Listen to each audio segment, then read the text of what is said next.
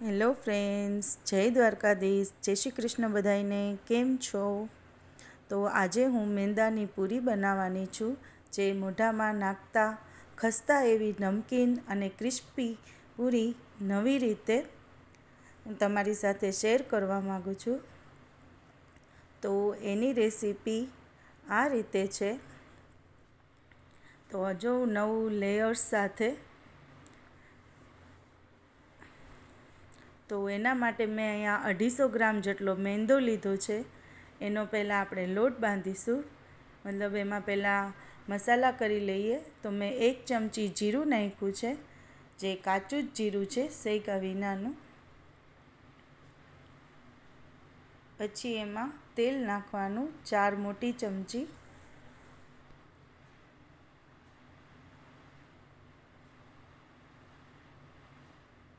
પછી એમાં ઘી નાખવાનું 2 થી 2.5 ચમચી.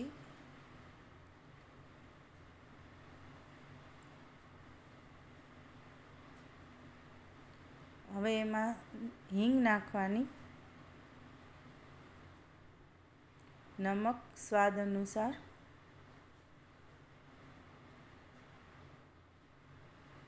હવે એ બધાને લોટને મિક્સ કરી લેવાનો.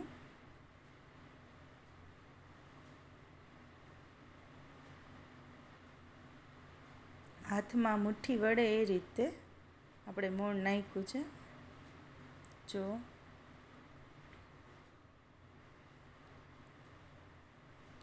હવે એને મિક્સ કરી અને પછી એમાં થોડું થોડું પાણી નાખી ને આપણે લોટ બાંધવાનો.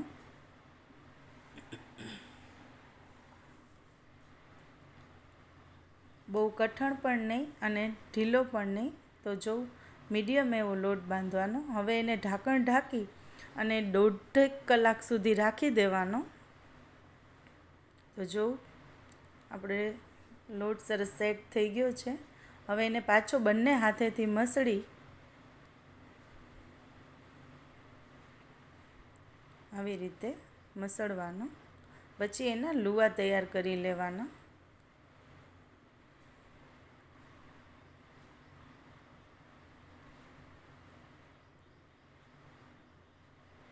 હવે આપણે એક વાટકીમાં 2 ચમચી મેંદાનો લોટ લેવાનો છે. પછી એમાં ગરમ કરેલું ઘી નાખવાનું. એની પેસ્ટ તૈયાર કરવાની આ રીતે.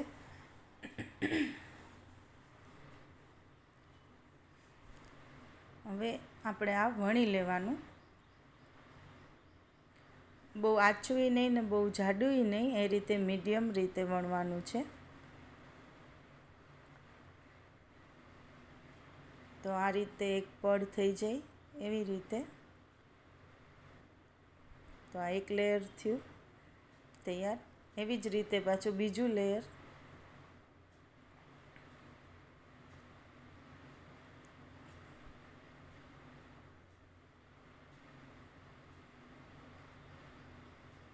તો તૈયાર થઈ ગયું છે.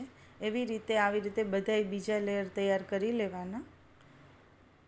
તો મેં અહીંયા 4 લેયરવાળું કર્યું છે. તો આપણે પહેલાં તો એક ઉપર આ જે પેસ્ટ કરી હતી એ લગાવી લેવાનું.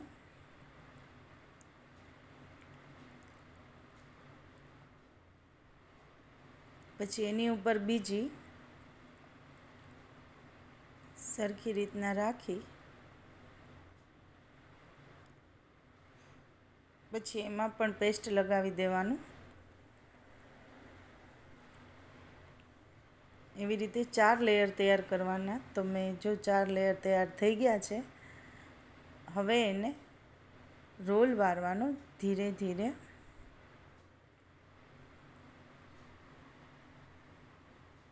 આ રીતે રોલ વારી પછી પ્રેસ કરવાનું, ધીરે ધીરે પ્રેસ કરવાનું.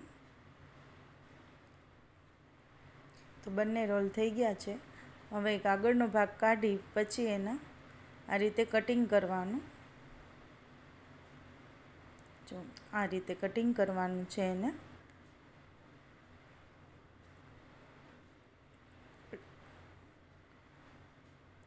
તો આપણે કટિંગ થઈ ગયું છે બંને રોલમાંથી. હવે એને આવી રીતે હાથેથી પ્રેસ કરી અને વૈણાની મદદથી વણી લેવાનું, લાંબુ એવું.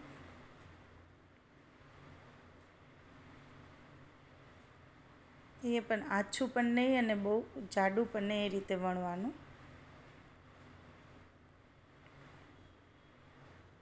એટલે લાંબી લાંબી સ્લાઈસો કરવાની છે આ રીતે.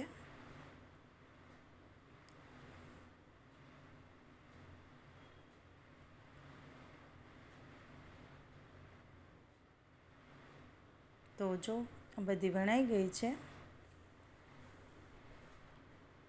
હવે ગેસ ઉપર તેલ મૂકી ને એને તળવાની. મીડિયમ આંચ ઉપર જ ગોલ્ડન બ્રાઉન થાય ત્યાં સુધી, મતલબ બદામી રંગની થાય ગોલ્ડન, ત્યાં સુધી તળવાની.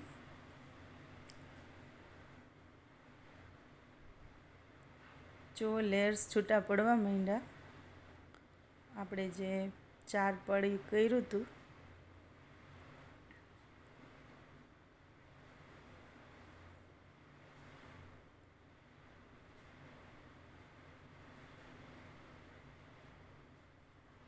જો લેયર્સ દેખાય છે અને ગોલ્ડન પણ થઈ ગઈ છે. તો એ જ રીતે બધી તળી લેવાની. તો જુઓ આપણી ક્રિસ્પી એવી તૈયાર છે પૂરી.